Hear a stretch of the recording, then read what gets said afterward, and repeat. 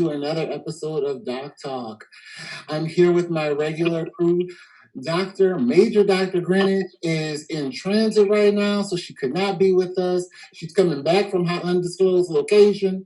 I think she's going to another one. So, we're doing what we can. We're working around these government clearances. We're doing what we can, I promise. So, back from his birthday bender, we got Dr. Jason Lester of Aurora, Colorado. Yeah, because he was missing with us for a few episodes there, but he's back. He's done celebrating, finally, and he is back. Also, a year older than when you last saw her, Dr. Crystal DeBerry out of Memphis, Tennessee. She's back. She did our birthday stuff on our off week. And Dr. Regina Parnell of St. Louis, Missouri, we got her back. And today, joining us, y'all, we have one of all of our friends, one of our dear classmates, Dr. Simone Walton is going to be with us today, and I'm going to let her introduce herself. Go ahead, Dr. Simone. Tell them about yourself.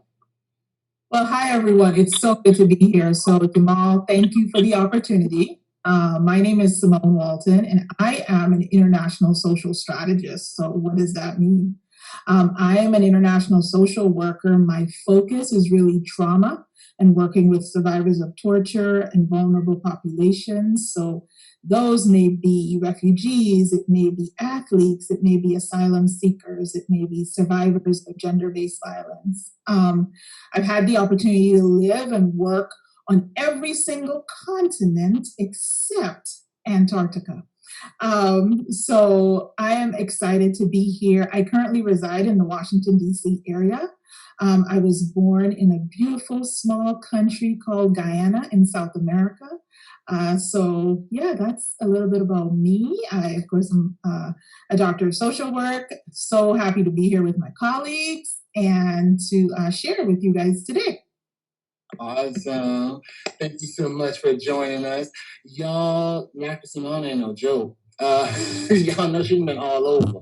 So we had to have her here to talk about this particular topic that we're going to get into today. We're talking about what does it mean to be woke? And I have to put woke in the quotation marks because I realize that for so many people, it means so many different things. I'm hearing like, oh, well, you're not woke if you're not out marching. I'm hearing you're not woke if you're not voting. I'm hearing you're not woke if, you're not posting and blogging about what it means to be Black every minute of every hour of every day. So I wanted to have Dr. Simone join us to talk about what that means really to be woke. As someone who's as well traveled as she is and as well studied as she is, we want to know, what does it mean to be woke? Thanks for the question. So, it means really in the simplest form, right? To be awake, to be like involved, to know what's happening. Not only, I think so many people are focusing on this larger election, right, for the presidency. Let's just kind of get into what's on people's mind, but what's happening in your community, right? What's happening locally for you? What's happening with your representatives? What's happening on your school board? What's happening, Dr. Lester here is very much into working with the homeless, right? What's happening with the homeless population? What's happening with young people? What's happening with people that are incarcerated falsely, right? What's happening with those conditions? So it really means to just be awake, be attuned to what's happening around you and in your environment. Now, some people are great about blogging and vlogging and, they're posting to their social media and, they're constantly pushing content out there. There's nothing wrong with that. But even if you're not doing that, get involved. Know what's happening and do something about it. Like, be proactive. Find whatever your cause is, whatever your passion is, and do something to help that population of people. I definitely agree. As I think of, now, I think, as I mentioned, like that woke concept, a lot of it is being pushed around the election. So people are trying to just get people engaged and get people motivated to get out and vote. But at the same time, it's like, yeah, we want you to vote, but what are you going to do after you vote? After you go in there and you cast that ballot, what are you going to do? So let's say, worst case scenario, we got 4 more years. And, we got to deal with this for another 4 years, and we got to be on this show one more time, another term. What are you going to do then? What are you going to do then? Are you just going to fade into obscurity, or are you going to, get out and be active and get involved and still try and affect some change, even if it is within a less than desirable situation, Mm-hmm. So. I like how Dr. Simone pointed out in just how you can be woke in one area of specialty or just have like your niche, right? A lot of people see woke as supporting all Black businesses only, right? Never agreeing with other nationalities or races or just things of that nature, right? And so I like it when, I come from the perspective of incarceration, just presenting statistics and how that actually affects the Black community, right? That's my perspective, my small little area that I bring to the whole movement of being woke. But I also see how woke can create chaos. I see how sometimes, especially on social media, people think they're woke because they're following social media, and it's more to it than that. It is the actual research component. It is the making sure you educate yourself to know about, just different areas of life in staying woke. And it's not walking around like this, or protesting. It is different forms of staying woke, but some people will push this wokeness of just only supporting Black businesses, to that degree. And it's more to it than that. So thank you, Dr. Simone, for bringing it up. And that it's not just making sure you're just owning, right? Like everything Black or just supporting everything. It's more than that. And some people think woke is just that. Being woke to me, it means that you have to understand what's happening in the world that you represent. And I've got to be honest with you. I am so tired because being woke comes with responsibility. And if one is woke, it's one thing to be woke, but being woke without action, it really doesn't bode well to make any changes. So not only do you have to be woke, then you got to get out there and you got to do something about it. And then, you find yourself looking in the mirror saying, oh, I got to go to this rally. This young man has just been murdered. Oh, I got to go to this. I have to go to that. And after a while, you wonder, how many times am I going to have to keep going to these things? How many times do I have to keep walking down Main Street? How many times am I going to have to keep go to another funeral? How many times am I going to have to keep talking about the inequities that exist with regard to finances? I mean, how many times are we going to have to keep talking about this? So when it comes to being woke, I don't like it when folks are woke, but then like there's no action behind it. Like they'll have this Facebook post that just gets everybody all wrapped up, but then you say, okay, what are you going to do with it? And essentially it's just rhetoric. And then the last thing I want to say is that I've experienced some people that look different than me. They'll say that they're woke, but when it comes to major situations, they are silent. And just fell asleep. Okay, so they fell asleep. They're taking a nap. But I mean, it just, all I want to say is that we have to, if we're going to be woke, we have to have some action behind it. Yeah, I agree with what everybody is saying. But first of all, I want to thank Dr. Walton for coming to be a part of our sessions. I missed you. She is a woman with a lot of information, and she is a woman that I know for a fact that is woke in a lot of areas in her life. So I want to make sure I give thanks for that. But what we were talking about, being woke. How can we, Dr. Simone, because we all are woke in certain situations, in certain areas of our lives. How can we motivate others to do what Dr. Lester said? Be woke and put action behind it. how is, what are tips and best practices that you think we can use to help others get motivated to be woke in whatever area they want to be woke in? I mean, I think what each one of you are already doing, right? You're modeling it, and you have to be an example. And you also have to be honest. I think it's so vulnerable, right, of Dr. Lester to say he is tired. Mm-hmm. You guys, I am also tired. So I am not one that's a big social media poster. I'm trying to get better about that. But I am involved in so many committees and task force and reimagining public safety and economic task force and working right with Poor People's Campaign and so many like different things. And it can be exhausting because on top of that, right, I'm a wife, I'm a mother, I'm a daughter, right? I care for my elderly mom. So there's a lot going on. And so I think, being the example, helping people to find, okay, what are you excited about? And being honest, again, as Dr. Lester said, it's easy to do the forward on the Facebook post or, to retweet, right? Or to put up something somebody else has done on Instagram. But what are you going to do? What action are you going to take to follow that? How are you getting involved, right? Everybody should vote. There should be no reason that no one, I just want to say that up front, that no one is going to vote, especially people who look like us. Our ancestors worked way too hard, took too many beatings, right?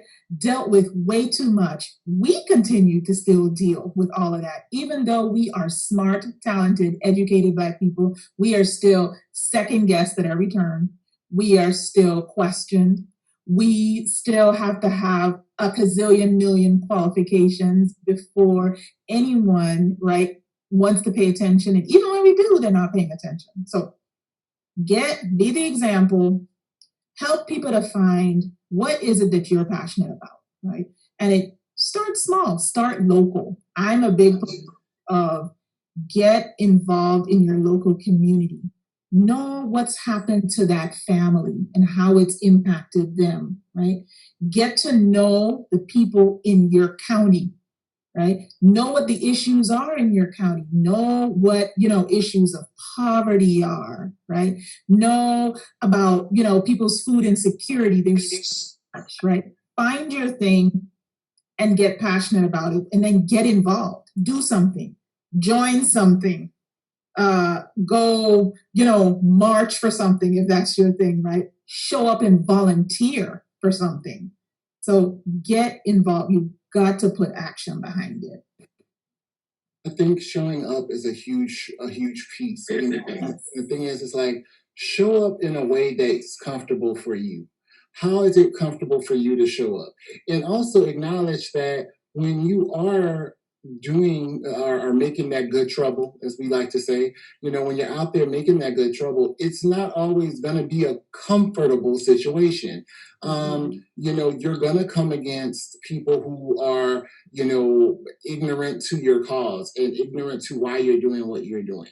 You're going to deal with people who are just like, oh, well, I don't like you because I disagree with this one thing, in particular, I think we see that now more so than ever with campaigning and all that good stuff. You're seeing more old stuff being rehashed and thrown out there, than ever before. So showing up, how do you want to show up? Do you want to show up in a march? Do you want to show up volunteering? Do you want to show up raising money for something? Whatever that is, do it in a way that feels comfortable for you. And, just anticipate that there may be times of discomfort on the horizon because, whenever you challenge the status quo, you're going to get some pushback. You're going to get that opposition.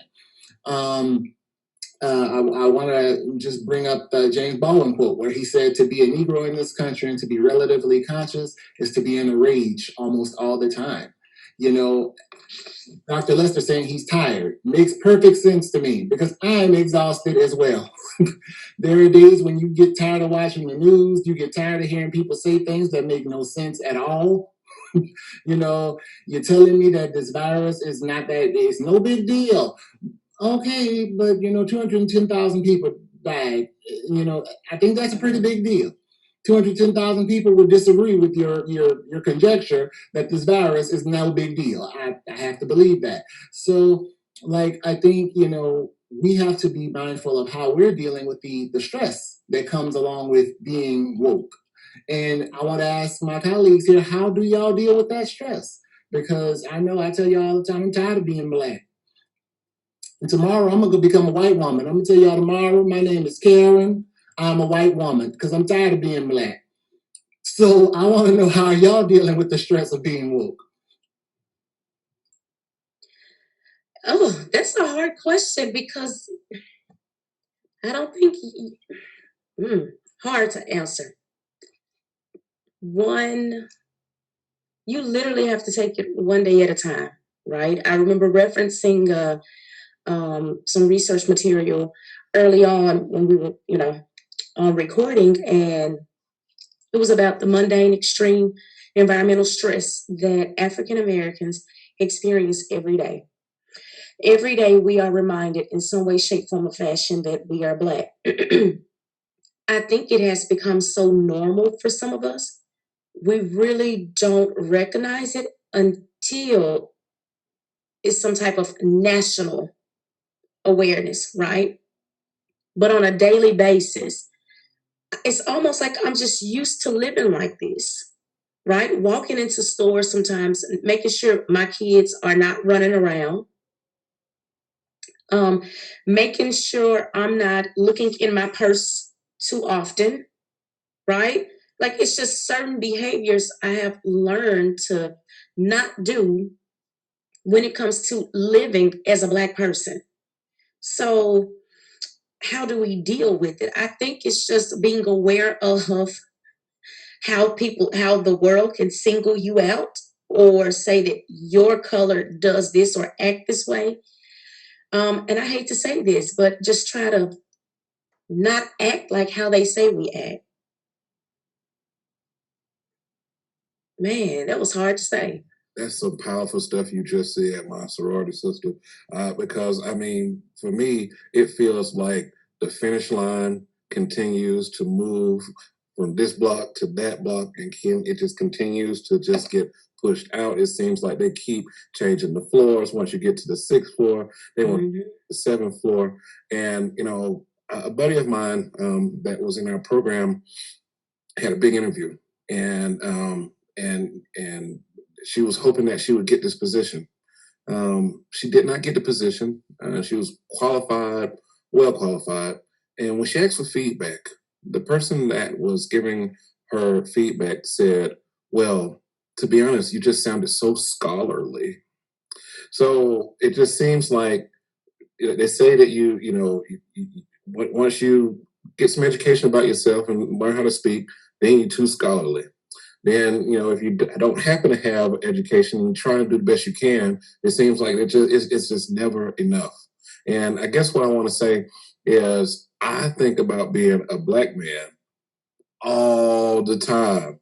It doesn't matter if I'm driving my Chevy truck listening. It doesn't matter if I am sitting with Ellington or walking with him at his school, whatever. I'm always thinking about, wow, I am a straight up Black man from Decatur, Georgia.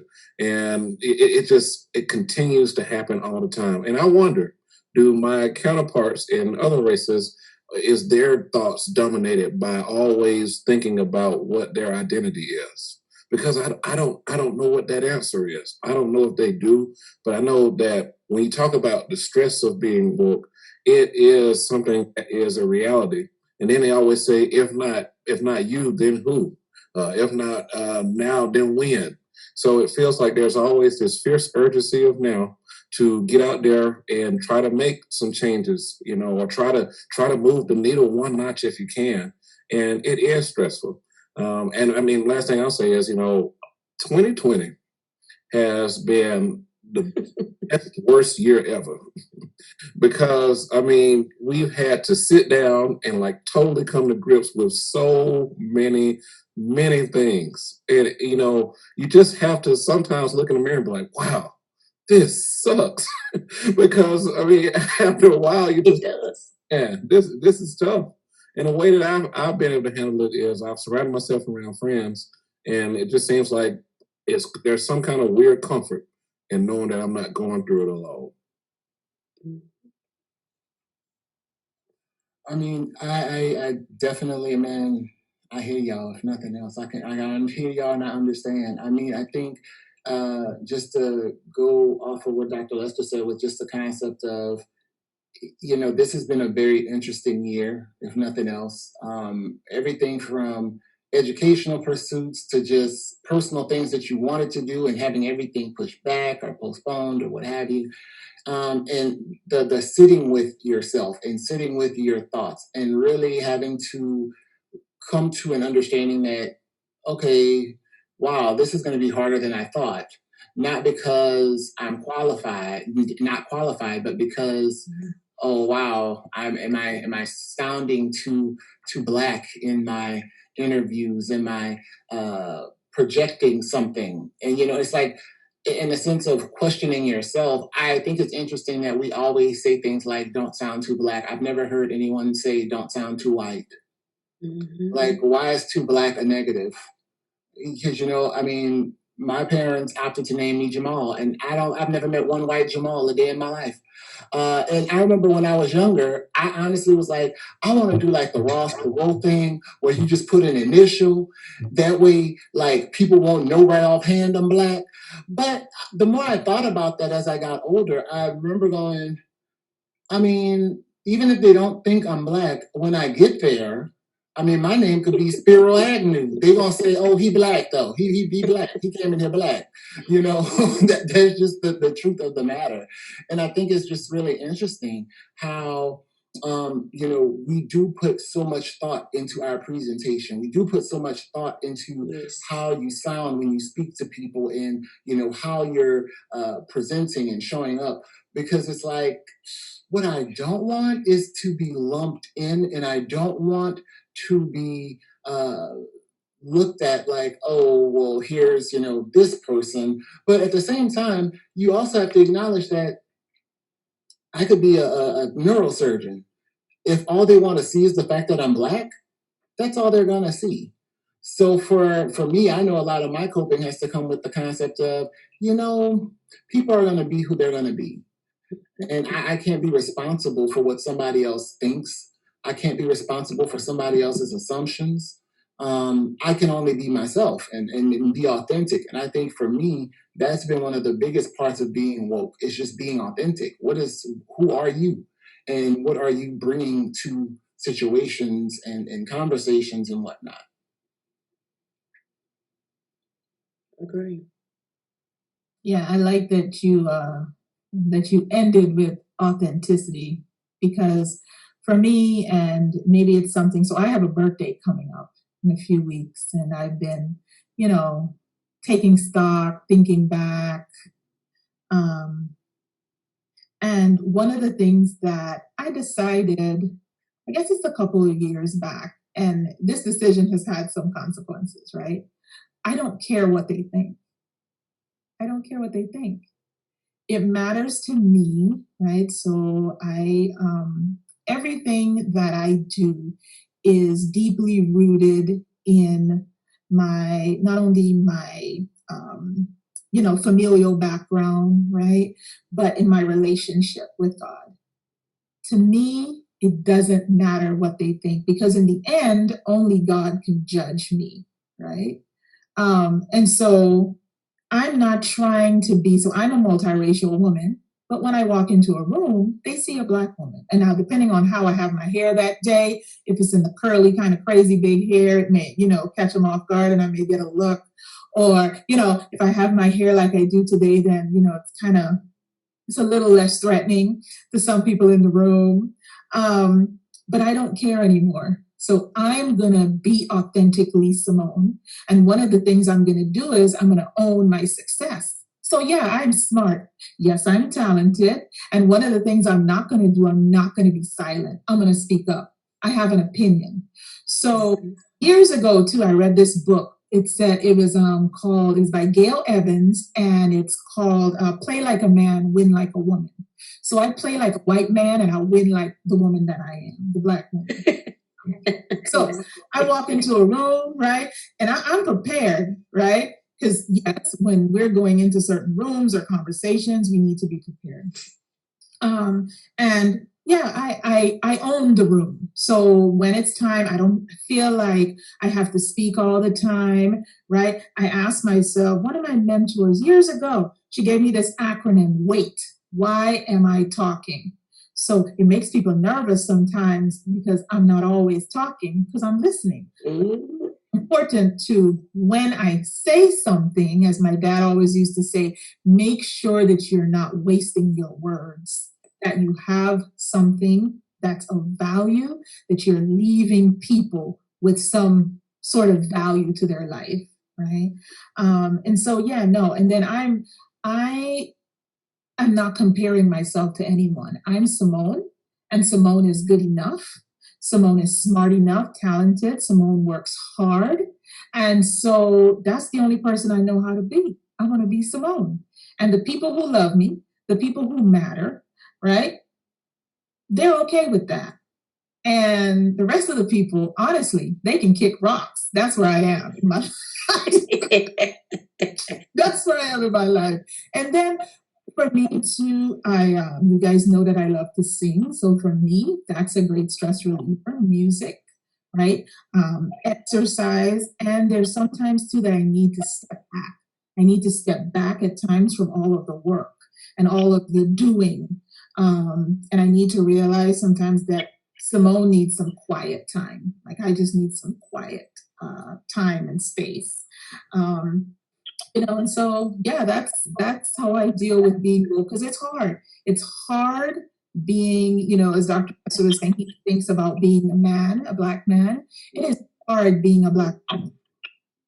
When you talk about being at the bottom, right, it's hard. And so there are times that, like I said, I don't care what they think. I own my success. So when you say, oh, you get a compliment. Often, sometimes we as women, we want to kind of give a compliment back, or, oh, it wasn't just me, it was whatever. I simply say, thank you. I'm owning my own success, being authentic, being who I am, and then finding time to also care for myself.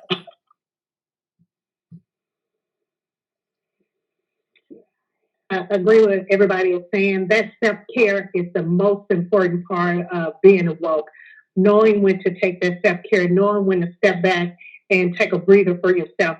My friend Mildred has taught me a lot about caring what other people care about me, because I don't care anymore.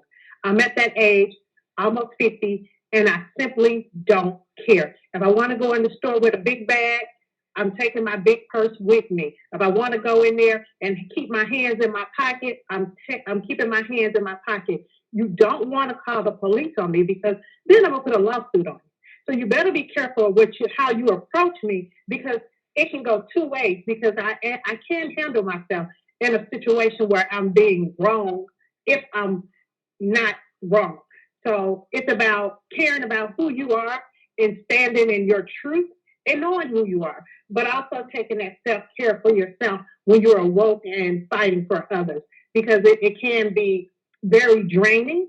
And I know that to be firsthand, because I went through a bout of depression and anxiety a couple of years back when I had a lot of depth in the young men that I was working with.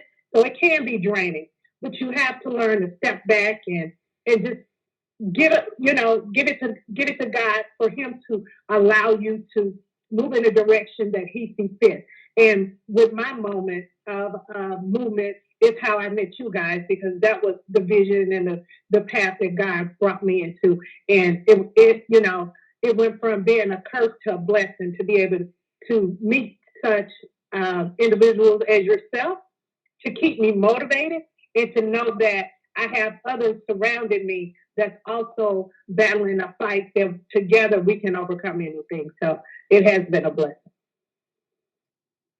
So, I think that, that's a huge part of it. Dr. Parnell just hit like a good part of it at the end, especially with getting around people who are also trying to move with that forward momentum.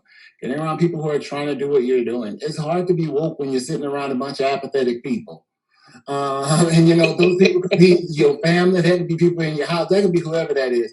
It's hard to, it's really hard to remain energized and ready to do what's necessary when everybody around you is like, vote, don't vote, I don't care. That kind of, apathy can really weigh on you. And I think for so many of us, in our current state of society, our community, specifically, Black communities, and I'll just tag in other communities of color, be they, Native American, Hispanic, whatever. I feel like there is a certain level of energy around, hey, let's get out and vote.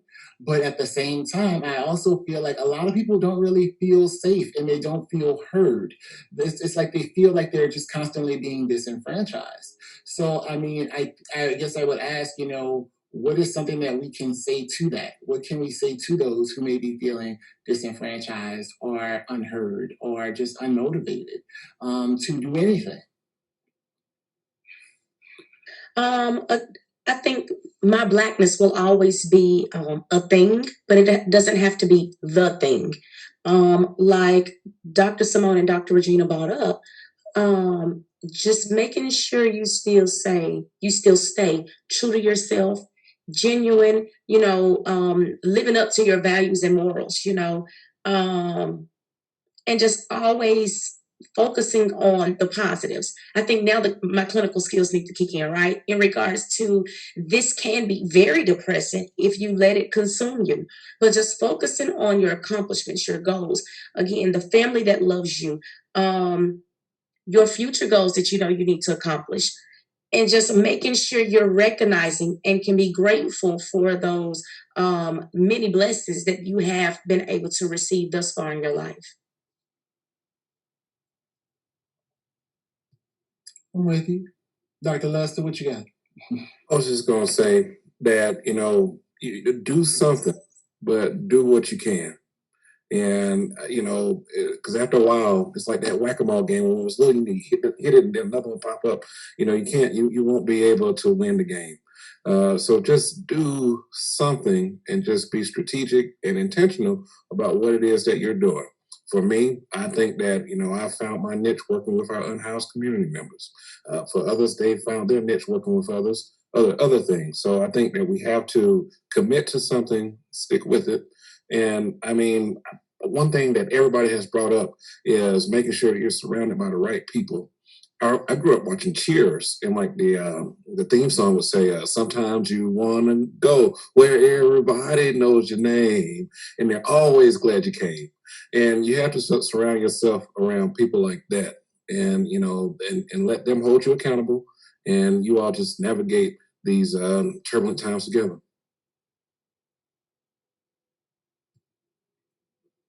Yeah, so interesting that Dr. Jason ended up in Chairs had me over here singing.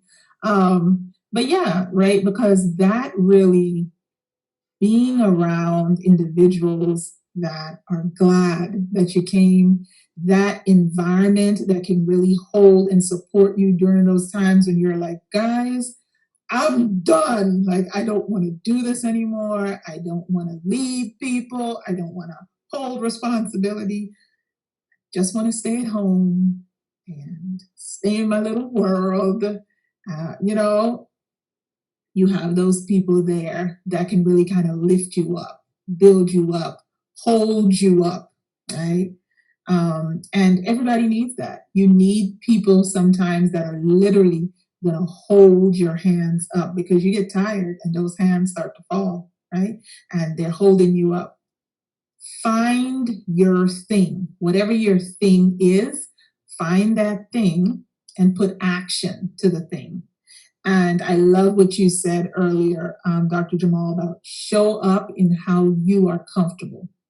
So maybe your thing is you're making a donation. Maybe your thing is you're making phone calls. Maybe your thing is you are getting out there, right? And actually on the ground, meeting the people, right?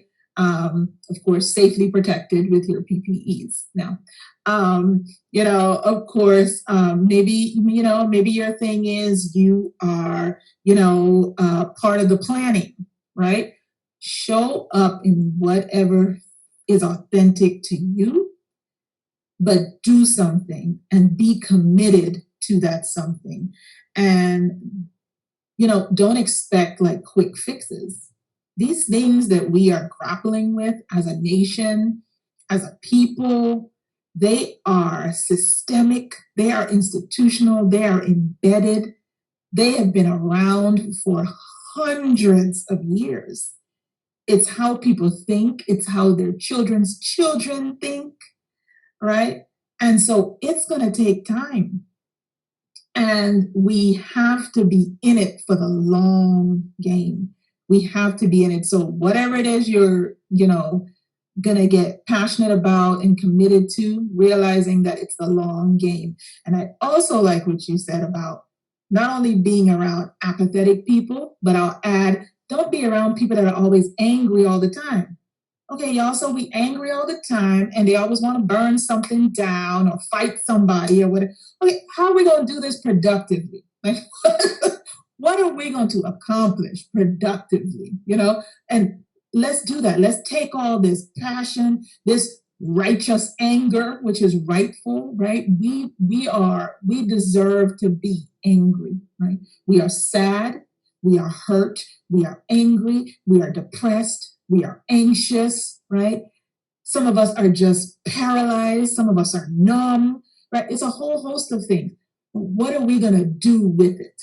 And so at times, we need to really walk alongside people, or if we can't do it, maybe we know someone that can't. Okay, come on, y'all. Let's do this.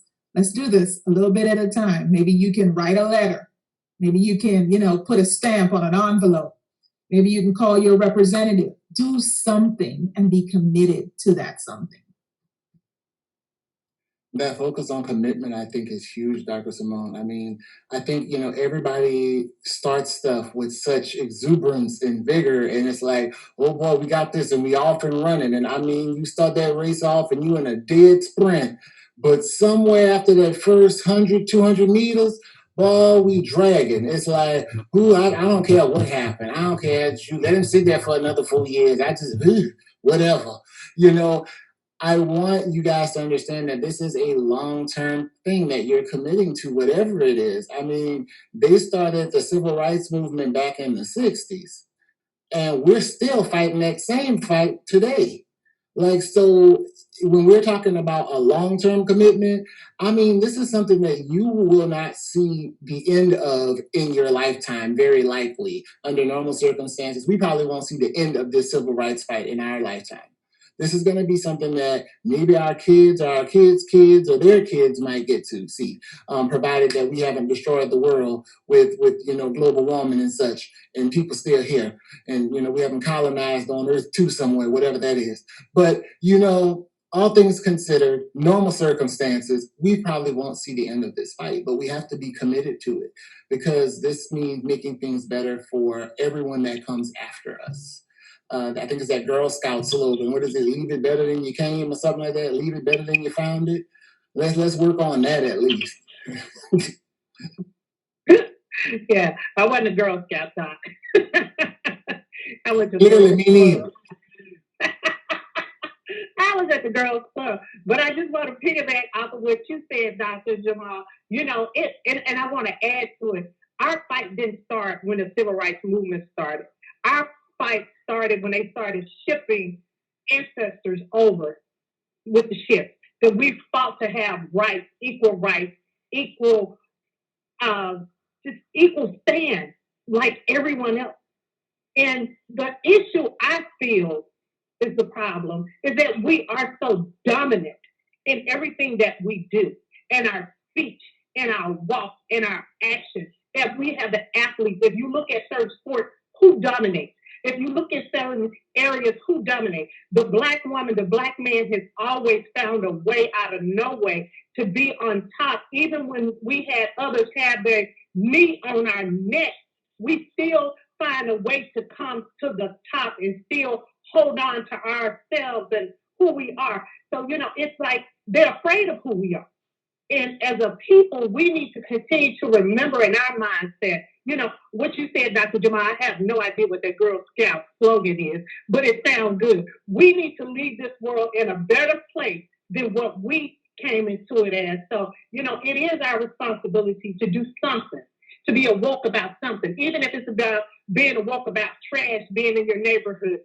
Stand up for something, be of substance on something, not just a Facebook poster or a tweeter.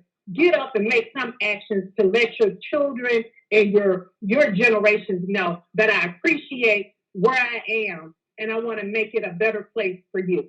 So, I'm sorry that I don't know that quote. I love the Girl Scouts. I really love their cookies.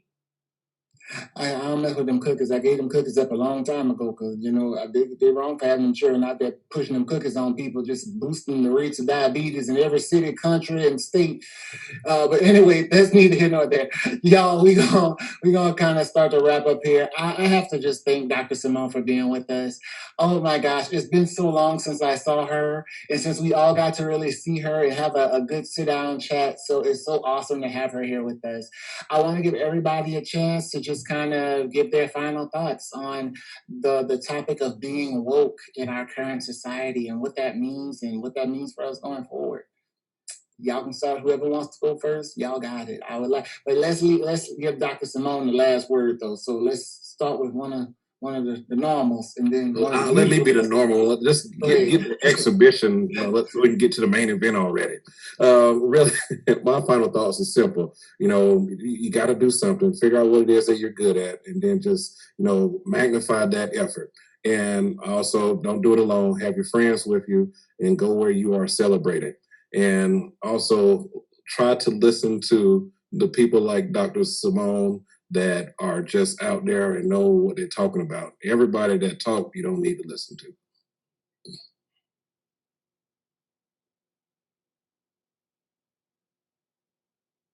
All right, now y'all get off the mute button. Regina, DeBerry, what's going on? I'm trying. I didn't know. Look, you're right. Get off the mute. For me, it's just a matter of, we said this earlier. Even if you're not invited to the table, right? Just know which dish you're supposed to bring, period. And bring your own chair if need be. Again, staying woke, find your area, your niche, and just work it as best as you can. Yes. I agree with that, Dr. DeBerry. If you're not invited to the table, it doesn't mean you can't, even though you can't sit at the table, you can stand at the table. Allow COVID not to isolate you. Use it as a time to think about what you really want. This is a time where you can do whatever you want to do, how you want to do it, because the government did waive the extension for student loans. So if you owe a student loan, it's the time to try to apply to get back in school, because now you can do it again. Be awoke in whatever you want to be awoke in. Live your life, be a part, and live your life where your generation will be happy that you were a part of their foundation. So I wasn't a Girl Scout, but I was a Pathfinder. And Pathfinders, you can go as high as Master Guides, which is equivalent to Eagle Scout in Boy Scout world. But now, thankfully, girls can now do that. I'm just going to end with brighten the corner where you are. Wherever you are, bring some light to that corner, right? And be committed. Be committed. Show up. Be consistent, right? Don't do it alone. Be honest when you are getting tired. You may need to pause. You may need to reset. Ask for help. There's no weakness in being vulnerable and asking for help. We all need help. We all need support. And then Make sure that you're going on a good errand. Do something good, right? Bring some joy to someone else's life. The thing about COVID is that if you let it consume you, you'll focus just on you and what's happening. But when we all give ourselves opportunity to pour into someone else, focus on something else for somebody, even if it's just for an hour, 30 minutes, you will see how it shifts your whole mindset, right? Because we have got to brighten our corners where we are. Awesome. Thank you so much, Dr. Simone, for being with us. And y'all stay tuned because she's going to be back here again for another topic. Don't be surprised. Thank you, guys. Thank you, Dr. Jamaal. I miss you guys and continue doing good work. Oh, thank you. We're going to try. We're going to do our best, girl. Because it's hard in these streets. I'm telling you, it's hard in these streets. All right, y'all. We've had fun this week. Stay with us, and we'll be back next week with some more fun stuff and some good topics. So hang in there with us. Thank y'all for being with us. See y'all.